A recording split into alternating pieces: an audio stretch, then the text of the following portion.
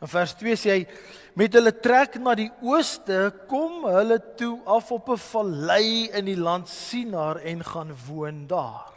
In die Ou Testament, as jy gelees het, iets gaan oos, dan is daar moeilikheid op pad.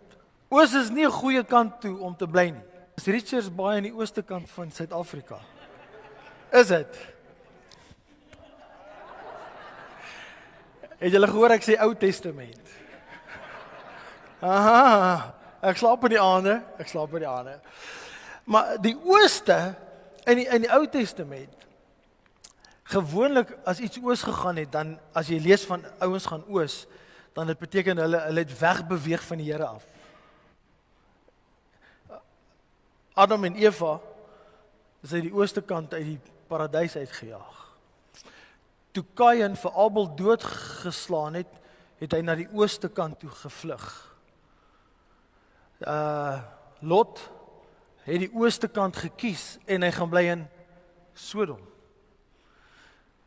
So in die Bybel is daar hierdie ritme dat as jy lees van dinge wat na die ooste kant toe gebeur, dan beteken dit hier's moeilikheid, want ouens is besig om weg van die Here af te beweeg. En die teenoorgestel is ook waar, na die weste kant toe, beteken dit weer, hulle is besig om nader aan die Here te beweeg.